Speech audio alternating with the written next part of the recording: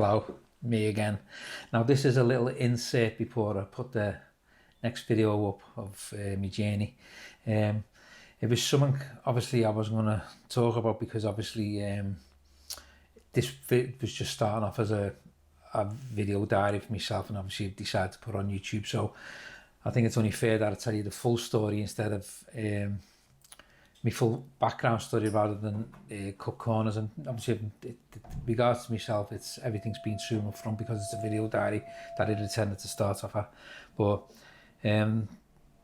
prior to 10 months prior to me being diagnosed with what I got, my father-in-law, my wife's dad, he was diagnosed with a tumour in his esophagus. He couldn't swallow, couldn't drink. He was in his 70s. My opinion, very brave man. Refused treatment, didn't want it, wanted to get on with his life, accepted his age, just didn't want messing with. Fair play. Take on that on board. Strength of an ox. Brave as they could be.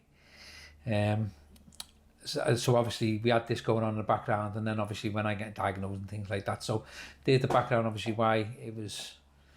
Obviously you can relate now why I didn't want to tell my wife for certain things on my earlier videos, why I wanted to try and keep it quiet, because we don't want to worry about things. We don't worry about things if we don't need to. But obviously she had all that going on with her dad, her sisters and brothers, trying to look after him. He was a strong-willed man anyway, closed book as they refer. But that's obviously how I'm surprised I'm doing this, because obviously you'll probably know me now better than my own neighbours know me, because I've lived around next to my neighbour for 20 years and he still don't know me, but you're probably going to get to know me quicker than they do. But yeah, unfortunately, the reason I'm doing this is because you need to know the story of what happened before surgery. So I was due to go in for surgery on the 10th. Now luckily or unluckily, it was delayed for 2 days, as I've said in the previous video. No big deal, because on the Saturday the father-in-law died. My wife and the sister-in-law were with him. Luckily, like, I'm glad someone was with him. But yeah, then they had to deal with the loss of the father, and obviously I'm going in on the Monday for surgery. Now, either way you look at it with COVID, was it a good thing or a bad thing? Hospitals don't allow visitors when there's COVID. So I went in on the Monday, waved goodbye to everyone. I went in on a Sunday, waved goodbye to everyone, because I was having surgery on the Monday. They'd lost a dad the day before, which they were dealing with.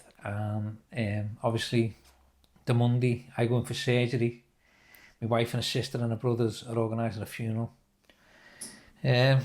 Sadly, because of isolation things and all that, I didn't see the dad beforehand, so it was a shame. But yeah, circumstances dictate how things go. There's nothing you can do about that.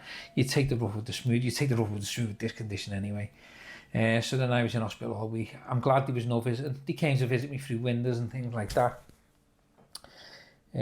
Maybe that was their way of dealing with it. But yeah, a time when you really want to be there for your family, but you can't.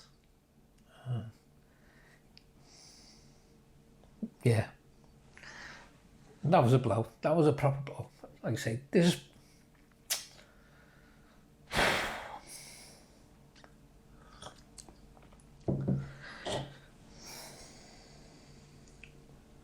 is probably the first time I've let them down.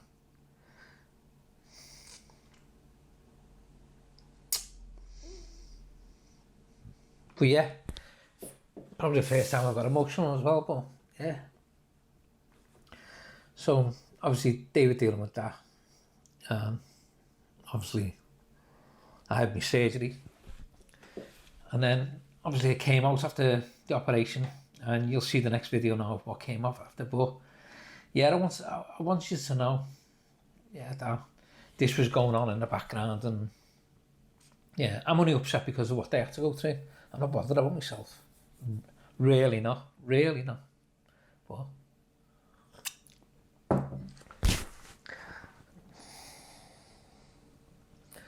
But yeah, this disease, that's another reason why I'm doing what I'm doing is because it doesn't come at the right time. It's never the right time. It doesn't come, it's not fair. It's not fair on people, it's not fair on the people around you, but yeah, it's just, it has no time, and it comes at Christmas, it comes at summertime, it comes when you're planning weddings, it comes when other family members are struggling with what they're struggling with. It comes, you deal with it, you just deal with it. So yeah, so you know now what the next step was, but yeah, I didn't want it to be a sad blog. I don't want it to be a doom and gloom. I didn't want to talk about death, even though it's something that's there. It's something that, I don't care who you are. If you get diagnosed with something, you're going to think about it. I don't fucking care who you are. I apologise for swearing, but yeah, this is probably the hardest one I've had to do for you. So, because it's not about me. But yeah, you know now, so. Wow.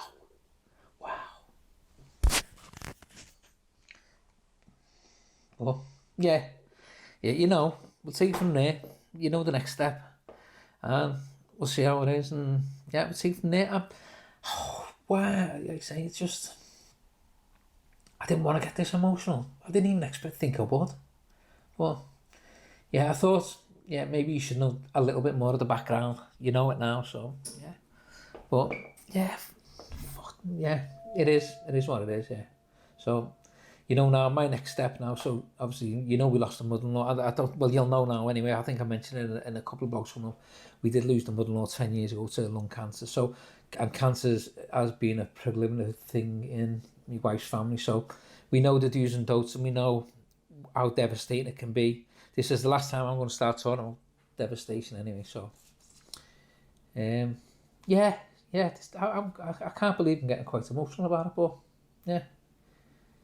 But yeah, it is what it is now. So it's out there now. We'll deal with it. And it's positive now. Onwards and upwards. And what is it? Big smile. It's a big smile. Look after yourselves. See you soon.